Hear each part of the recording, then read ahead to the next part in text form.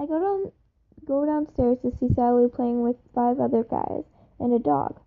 Sally notices me and waves me over to join them, so I go over there and smile handsomely.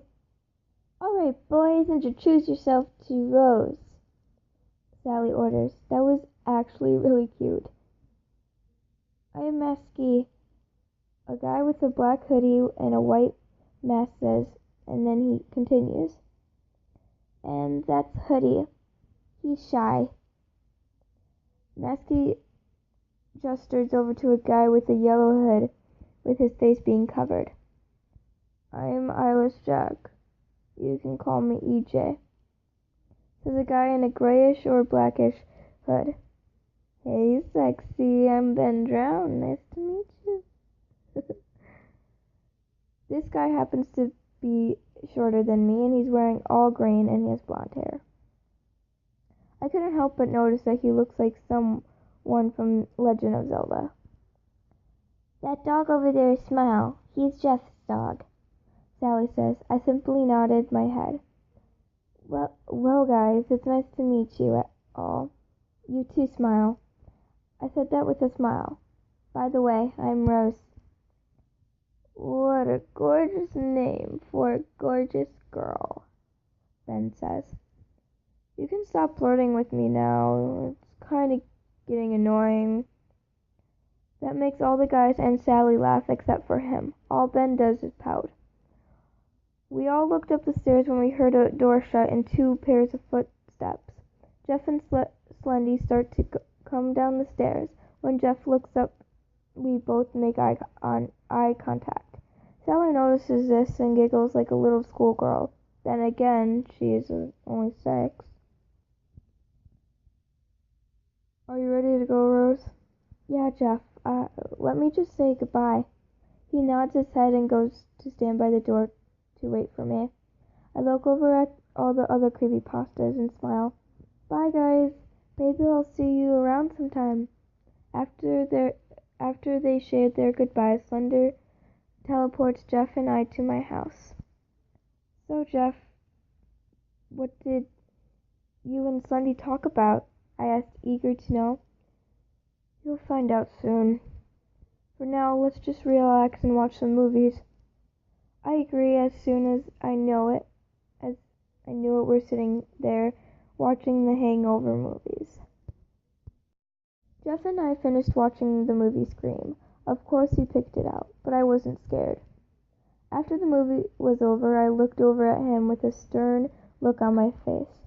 "What? Why are you staring at me like that? What did I do?" I sigh.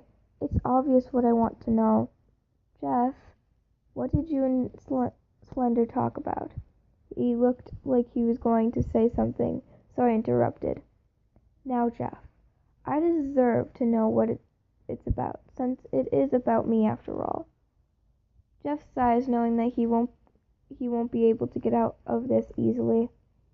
"Fine, I'll tell you. Basically, Slender says that if these dreams reoccur, then you either need to go see him daily for discussions, or you need to become a killer like me. And if you do either, then at some point you'll actually die in your dreams." My eyes start watering as at the end of his short and brief explanation. "Jeff, I don't want to become like you. I wouldn't be able to leave my mom. She doesn't have anyone." "Well, then you have to see him a few times a week." I feel like there's something he's not telling me. "Jeff, are you not telling me something?" He looks real pained. "Well, Rose, if you decide to do neither of the choices that I just told you, you could be pushed to death from your own dreams, like I said, or you have a chance of killing someone you love and care about." "Well, Jeff, I'd rather become like you than have to risk killing my mom or someone I love." At the mention of that, he looks like he just hit cloud 9. "Jeff, are you okay?" Yeah, I'm fine." I let the subject drop as a yawn. Jeff smiles when he sees that I'm tired. You should go to bed, Rose. You had a stressful day. Yeah, Jeff, that's a good idea. I get really nervous as I look over at him, about to ask him a very embarrassing question. I notice that he was actually getting ready to leave for first, so I decide to ask him quickly. Jeff, could you maybe stay here with me tonight? As I ask this, my face gets redder by the second. I hear him chuckle, an actual chuckle for once. I love to, Rose, on one condition. You have to cuddle back with me and face me tonight. I look over at him curiously and notice that his face is slightly red. I giggle quietly and whisper, "Okay, Jeff, just for tonight." With that, we walk up the stairs together.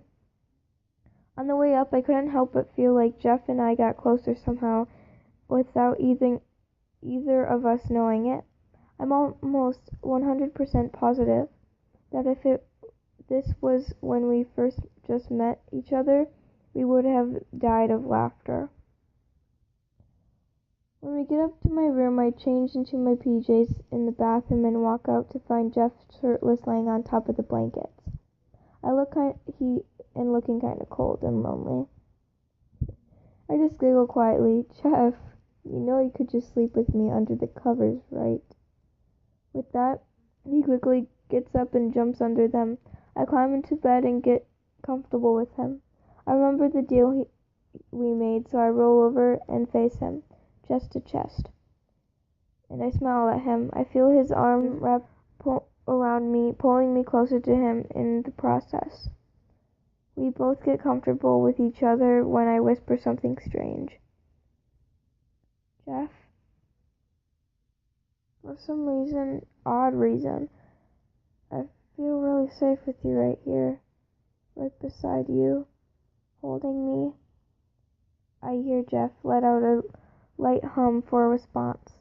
At Jeff and do something crazy. I kiss his chin, barely missing his lower lip with my upper lip. Jeff tensed for 1 second, but then immediately relaxed. Good night, Jeff. Good night, Rose.